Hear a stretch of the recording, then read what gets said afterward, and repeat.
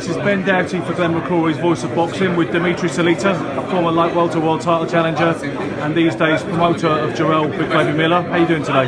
Great, thank you. Dimitry, you will be well aware that although he's fighting in his own backyard, as it were, he's very much the underdog going into the June the 1st fight. Sure. Based on the fact that people think, people are divided about his boxing ability, but they say he hasn't really fought anyone to prepare himself for arguably the best heavyweight in the world. Well, boxing is an individual sport, and Jarrell poses a lot of challenges to Joshua that he hasn't faced before. Jarrell is young, he's very hungry. He did face some sturdy world title contenders, world ranked fighters in the last 4 or 5 fights, and I feel that Jarrell has passed all those tests with flying colors. And you really never know what's going to happen when somebody steps up, but I feel in this particular situation, Jarrell has all the ingredients and all the physical capabilities to give Joshua a lot of trouble and to win. Who trains Jarrell? Remind us for the sake of this. He's trained by 2 folks, Arulana Sosa, who's one of the top trainers in New York City, and Harry Keith, who's been with Jarrell since he's a kid. I remember Harry Keith because I don't know if you remember, but I actually sparred you one time at Gleason's for 4 rounds because a guy called Orlando asked us if I would box with you. Yes, of course. Orlando was great. And Harry Keith was one of the trainers. He worked with John Duddy and people like that, so I do remember him. So they weren't here today. They didn't make the trip today, it would seem.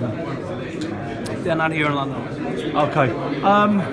To what extent do you, in your role, do you analyse opponents? I know that the coaches are going to strictly undertake that, but you must obviously watch a lot of Anthony Joshua. Do you feed into your idea about the game plan to Jarrell? You know, some time ago, we felt that out of all the champions and the top guys in the division, that Joshua was the guy to go after, and we made a team decision to do it.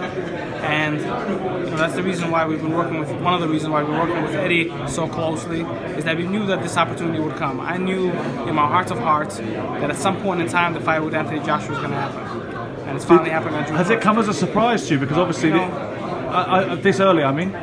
No, not a surprise. No, not a surprise. And I'm aware that you'll be fully behind your man and predicting the upset, but do you at least believe that you're facing the best heavyweight in the world 100%. besides Jarrell Miller? Well, what I said at the press conference is Joshua, up until May 31st, Joshua is the best heavyweight in the world.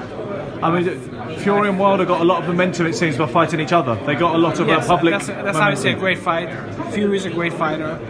Wilder's a great fighter. But and that's going to be a fantastic fight if it happens. But I think that Jarrell is on a different level and on a different, they're kind of on different roads to success. And after Jarrell beats Joshua, I feel this fight with Tyson Fury is going to be another big fight, where USA versus the UK. Finally, very sedate and low-key today, Jarrell, from what we saw in New York. Some of us might have been expecting some trash talk, a little bit of fireworks. It was actually very well-mannered and all very English today. Yes, Jarrell loves the English fans and they support him for a long time. And, this is a mind game, and every day is a fight until fight time. So Jarrell needed to do what he needed to do to kind of establish himself with Joshua, and now that he's... To go and get in his head? Yeah, and I think that now that he's positioned himself in a way that he has, that he's confident, that he feels very good about this fight and this opportunity, now he understands that there's a business behind it, and that he needs to be the charming guy that he naturally is. Dimitry, thank you very much for making yourself available for the Voice of Boxing. Wish you guys all the best of British luck. Thank you. I look forward to June 1st, and I look forward to seeing all the British fans. Thank you.